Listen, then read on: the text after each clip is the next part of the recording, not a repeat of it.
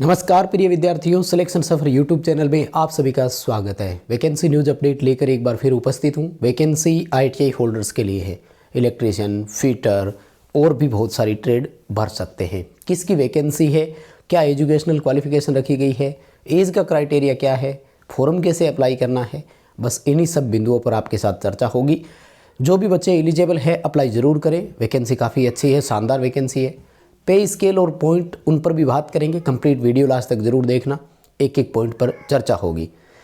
Channel से पहली बार जुड़े हैं तो सब्सक्राइब कर लीजिए। हम इसी तरह का अपडेट, कंटेंट और न्यूज़ नोटिफिकेशन इस चैनल पर आपको प्रोवाइड करवाते हैं। साथ ही डिस्क्रिप्शन में लिंक दिया गया है, हमारा टेलीग्राम ज्वाइन कीजिए, वीके नॉलेज इलेक्ट्रिकल वाला। उस टेलीग्राम पर आपको इनके PDF नोटिफिकेशंस और वो सब मिल जाएंगे। और इन फ्यूचर इस भर्ती के जितने भी अपडेट्स होंगे आपको टेलीग्राम पर ही मिलेंगे, जैसे एडमिट कार्ड आ गया हो, एग्ज़ाम्स रिजल्ट और वो सब पूरी डिटेल से इस पर बात करेंगे। सबसे पहले आपको बेसिक इंट्रोडक्शन दे देता हूँ। माय डियर, ग्रुप सी की वैकेंसी है और सिविलियन पोस्ट कहलाती है। ये आर्मी बेस वर्कशॉप की वैकेंसी है। पूरे भारत में वैकेंसी है। मैकेनिकल और इलेक्ट्रिकल विंग के लिए वैकेंसी है। अलग अलग आर्मी की यूनिट्स में वैकेंसी है और आपको कोई एक यूनिट चूज करनी होगी। एक ही यूनिट में आप फॉर्म भर सकते हैं और एक ही फॉर्म भर सकते हैं, ये ध्यान रखना।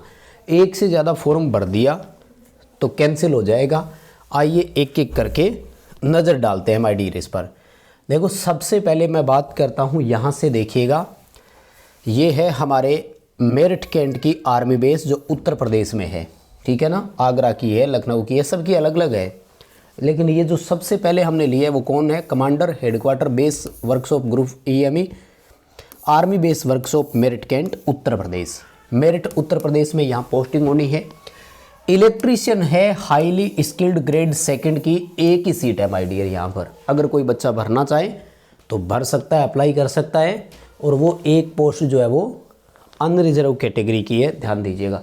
अलग अलग सीटें हैं, कहीं पर ज़्यादा है, कहीं पर कम है और क्राइटेरिया अलग अलग है। तो आप चूज करके अपने हिसाब से पोस्ट के लिए अप्लाई कर लीजिएगा। जैसे यहाँ पर देखो, ये है आपका आगरा के लिए, और आगरा के लिए यहाँ पर टेलीकॉम मैकेनिक हाईली स्किल्ड की है, एक सीट। सबकी अलग अलग है, एक सीट, 7 सीट, 10 सीट, 12 सीट, इसी तरह से है। ठीक है। और जबलपुर मध्य प्रदेश के लिए यहाँ पर तो ये भी आर्मामेंट मैकेनिक की है। और उसके बाद में आ जाइए माय डियर, नई दिल्ली के लिए जो आर्मी बेस वर्कशॉप है, दिल्ली कैंट जिसको अपन बोलते हैं ना, जैसे अम्बाला कैंट और वैसे। तो यहाँ पर देखिए my dear, electrician highly skilled की 10 सीटें हैं, जिनमें 6 अनरिजर्व की है और 3 और 1 जो है वो आपकी दूसरी कैटेगरी जो है, मैं यहाँ पर आपको देखकर बता देता हूँ, ये है आपकी ST और OBC के लिए। ठीक है। इसी तरह से फिटर में स्किल्ड कैटेगरी की अगर मैं बात करूँ तो 3 सीटें और तीनों अनरिजर्व की है। वेल्डर स्किल में 4 सीटें हैं, 2 अनरिजर्व की है। ट्रेड्समैन मेट की टोटल 54 सीटें हैं, यहाँ पर 54 सीट है। किसके लिए? दिल्ली कैंट के लिए। ट्रेड्समैन मेट की क्वालिफिकेशन क्या है, इस पर भी मैं चर्चा करूँगा। क्वालिफिकेशन सबकी लास्ट में बताऊँगा, पहले पदों की संख्या पर चर्चा कर लेते हैं। ठीक है। श्रीनगर के लिए ITI वाले हैं नहीं वैसे। और अगर मैं यहाँ पर फिर नेक्स्ट बात करूँ तो ये है वेस्ट बंगाल के लिए। वेस्ट बंगाल में इलेक्ट्रीशियन पावर वाले, एक नॉर्मल इलेक्ट्रीशियन लिखा था, ये पावर लिखा है। ITI इलेक्ट्रीशियन ही चाहिए दोनों के लिए। ये भी हाईली स्किल्ड ग्रेड सेकंड में रखा जाएगा और 1 सीट है इसके लिए भी। ट्रेड्समैन मेट की यहाँ पर 13 सीटें हैं टोटल। ठीक है। मतलब आपको आर्मी बेस फॉर्म अप्लाई करते समय ही चूज करना होगा, इसलिए पदों की संख्या मैं एक एक करके बता रहा हूँ।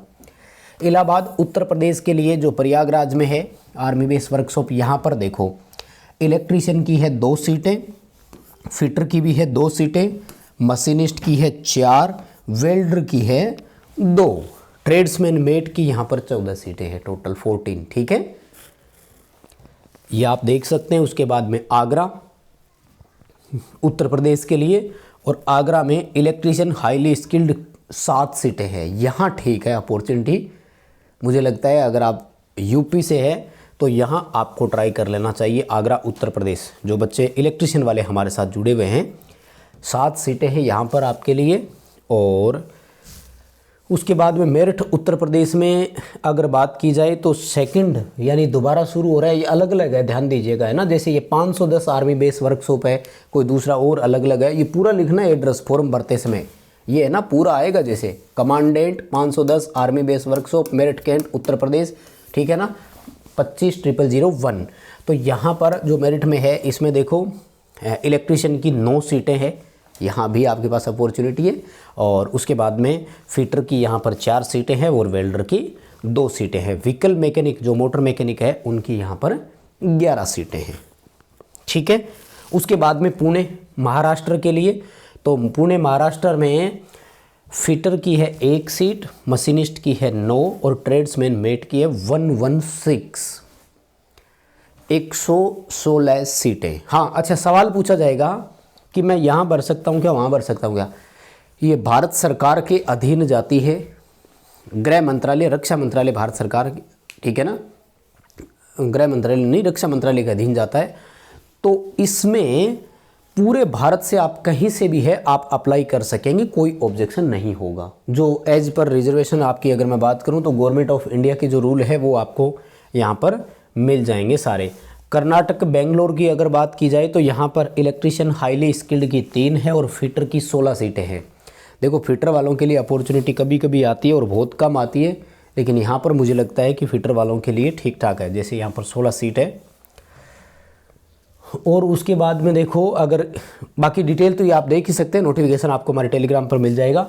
अगर देवली महाराष्ट्र की बात की जाए तो यहाँ पर फिटर की 1 है, ट्रेड्समैन मेट की 3 सीटें हैं और यहाँ पर इलेक्ट्रीशियन की नहीं है, ठीक है। उसके बाद में देखो अहमदनगर महाराष्ट्र में, यहाँ पर भी इलेक्ट्रीशियन की नहीं है, बाकी कैटेगरी के हिसाब से आप देख सकते हैं। तो ये इतना ही था आपका, ठीक है। एग्ज़ाम कहाँ होंगे तो ये देखो, ये सारे आर्मी कैंट है, उनका आपको सारा डिटेल दे दिया, ठीक है। जैसे उत्तर प्रदेश आगरा वाले हैं, इनका आगरा में ही एग्ज़ाम होगा, ठीक है ना, एग्जामिनेशन सेंटर की बात हो रही है। तो दिल्ली कैंट आएगा, गुजरात में 3 सेंटर आएंगे, जबलपुर में 2 आएंगे और बड़ोदरा गुजरात में भी 1 आएगा आपका, ठीक है। अलग अलग है ये बेस उनका और ये इनका एग्ज़ाम सेंटर। आ जाओ एसेंशियल क्वालिफिकेशन पर बात करते हैं, जो सबसे ज़्यादा ज़रूरी होता है। देखो इसमें इलेक्ट्रीशियन हाईली स्किल्ड सेकंड जिस पर लिखा हुआ है वो, और electrician power highly skilled second लिखा हुआ है, उनमें कोई फ़र्क नहीं है। और टेलीकॉम मैकेनिक जो है हाईली स्किल्ड, ठीक है, उनमें भी क्या मांगा गया है आपसे, 10+2 होना चाहिए, ठीक है ना, पास इन 10+2। 10+2 का मतलब है 12वीं क्लास पास होनी चाहिए, 10वीं बेस नहीं है, ध्यान से देख लीजिएगा।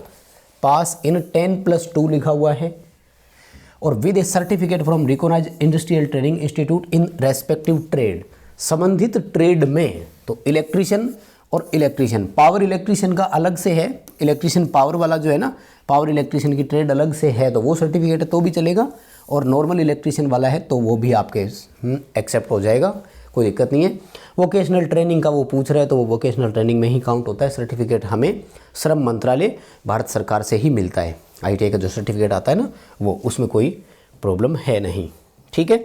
और उसके बाद में अगर मैं फिटर और उनकी भी बात करूं तो यही है, सेम आपका है ना, फिटर स्किल्ड में ITI certificate, industrial training in respective trade. तो संबंधित ट्रेड में यानी फिटर ट्रेड में अगर आपका ITI है तो आप भर सकेंगे, और बाकी सबका आप यहाँ से देख ही सकते हैं। फायरमैन, ठीक है। ट्रेड्समैन मेट के लिए देखो सिंपल है, matriculation pass from recognised board, यानी मेट के लिए अगर आप अप्लाई करेंगे तो 10वीं पास ही चलेगा, ठीक है। उसमें 10+2 मांगा है, ध्यान रखना 10+2 का मतलब 12वीं होता है, ठीक है। पे स्केल पर आते हैं, अभी इन्होंने लेवल 2 और मतलब 7th पे कमीशन और 6th पे कमीशन दोनों के हिसाब से आपको बताया। जो ITI वाले हैं ना वो 2B से शुरू होते हैं, तो आपको जो इलेक्ट्रीशियन और फिटर और जो है ना उनके लिए लेवल 4 में रखा जाएगा। माय डियर, लेवल 4 कम नहीं होता सेंट्रल गवर्नमेंट का। 2400 ग्रेड पे केंद्र सरकार का मिल रहा है आपको। पे बैंड जो है ना ये 5200 से 20,200 वाला रहता है केंद्र सरकार का। 2400 ग्रेड पे लेवल 4 अगर मैं बात करूं तो मेरे हिसाब से 24,500 के आसपास आपकी पहली बेसिक होगी। थोड़ा सा नेट पर आप क्रॉस चेक और कर लेना। सेंट्रल गवर्नमेंट का पे लेवल 4 में बेसिक 24,500 के करीब होगी, और यहाँ कोई प्रोबेशन नहीं होता है, लगते ही पूरी पेमेंट मिलती है। जिस पर अभी हाल फिलहाल के अकॉर्डिंग 53% महंगाई भत्ता चल रहा है, वो भी जोड़ लीजिए। ठीक है, एज क्राइटेरिया का शेड्यूल इन्होंने दिया है, मैं आपको बताऊं तो 18 से 25 साल की एज रखी है मात्र। और ये एज किसके लिए है? अनरिजर्व कैटेगरी के लिए। तो अगर आप रिजर्व कैटेगरी से है तो आपको छूट मिल जाएगी। जैसे ओबीसी से हो तो 3 साल की छूट, एससी या एसटी से हो तो आपको 5 साल का एज रिलैक्सेशन मिल जाएगा। तो आप अपने हिसाब से रिलैक्सेशन को यहाँ पर जोड़ करके देख लीजिए कि भर सकते हो कि नहीं। अब चलते हैं हम लोग सिलेक्शन प्रोसेस की ओर, ठीक है ना। और फॉर्म जो है ना वो आपको ऑफलाइन ही भरना है, वो भी मैं आपको बता दूंगा। फिटनेस टेस्ट वगैरह कुछ नहीं चाहिए आपको, साधारण डाक से भेजना है। पहली बात तो ये, स्पीड पोस्ट या रजिस्ट्री नहीं करवानी। 5 रुपये का स्टाम्प लगाना है, क्या बोलते हैं उसको, पोस्टल स्टाम्प जो होती है ना, वो मोहर टाइप वाली, सील टाइप वाली जो होती थी ना, 5 रुपये की वो लगानी है। और जहां आपका एड्रेस दिया हुआ है वहां पर आपको भेज देना है। 21 दिन के अंदर अंदर नोटिफिकेशन जारी होने, आप तो आज ही से काउंट कर लो 21 दिन, अगले 21 दिन के अंदर अंदर के भेज दीजिएगा। ठीक है, अब हम लोग चलते हैं जो आपका मेन है सिलेक्शन प्रोसेस। तो ये देखो भाई, नॉन टेक भी आएगा, ट्रेड से रिलेटेड भी आएगा। तो अब आपका जितना स्ट्रॉन्ग है देख लीजिएगा। सबसे पहले तो देखो बात करेंगे जो आईटीआई वाले हैं ना, उनके लिए 150 नंबरों का होगा और आपको 120 मिनट मिलेगी। ठीक है ना, 120 मिनट में 150 क्वेश्चन हल करने पड़ेंगे। सबसे इंपॉर्टेंट चीज़ तो ये। दूसरी चीज़, प्लस करने पर 1 नंबर मिलेगा, लेकिन माइनस भी है, यहाँ पर ध्यान रखना। 1/4 नेगेटिव मार्किंग भी है, 1/4 नेगेटिव मार्किंग भी यहाँ पर है, इसलिए थोड़ी सी आपको सावधानी रखनी होगी। पेपर हिंदी और इंग्लिश दोनों भाषाओं में होगा। हाँ, अगर कोई लैंग्वेज का पार्ट आता है तो वो केवल एक ही लैंग्वेज में होगा। ठीक है, क्या क्या आएगा, कितना कितना आएगा, किस सब्जेक्ट का आएगा, आइए इस पर एक नज़र डालते हैं। देखो, सबसे पहले जनरल इंटेलिजेंस और रीजनिंग 25 क्वेश्चन आएंगे, 25 नंबर के। सेकंड है जनरल अवेयरनेस यानी सामान्य जागरूकता, 25 क्वेश्चन 25 नंबर के। General English, general numerical aptitude, numerical aptitude को आप मैथ बोल सकते हो, यानी 4 पोर्शन 25-25 क्वेश्चन 25-25 नंबर के। उसके बाद में स्पेसिफिक ट्रेड, आपकी पर्टिकुलर ट्रेड, जैसे इलेक्ट्रीशियन से हैं तो इलेक्ट्रीशियन के 50 क्वेश्चन, फीटर से हो तो फीटर के, मशीनिस्ट से हो तो मशीनिस्ट के 50 क्वेश्चन आएंगे। टोटल 150 क्वेश्चन, 150 नंबरों का, 1/4 नेगेटिव मार्किंग, ये ज़रूर ध्यान रख लेना है। ठीक है, अब करो मेहनत दबा करके जितना कर सकते हो। ठीक है, और अप्लाई करना, और उस पर बात हो ही चुकी है। ठीक है ना, सारी डिटेल आपको मिल ही जाएगी। और कोई भी किसी भी तरह की जानकारी चाहिए तो ये पूरा PDF आपको हमारे टेलीग्राम पर मिल जाएगा। ऑफलाइन फॉर्म भेजना है, वो भी ये रहा यहाँ पर। ठीक है, ये ऑफलाइन फॉर्म का फॉर्मेट साथ में दिया हुआ है, तो आप यहाँ से इसको भी ले लीजिएगा और A4 कागज़ पर प्रिंट निकाल करके इसको, ये रहा एप्लीकेशन फॉर्मेट। ठीक है, तो आपको ये पूरा फॉर्म भर के आराम से और सेंड करना है। ठीक है, इतने सारे पद है, ट्राई कर लीजिए। क्या जाता है ट्राई करने में, खासतौर से उत्तर प्रदेश वालों के लिए तो 3 अलग अलग ऑप्शन इसमें है। अभी के लिए अपडेट इतना ही था। वीडियो को लाइक ज़रूर करेंगे, दोस्तों तक पहुंचाइए, ताकि जो भी एलिजिबल कैंडिडेट्स हो कम से कम वो तो अप्लाई कर सकें। चैनल को सब्सक्राइब जरूर कीजिएगा। बहुत धन्यवाद।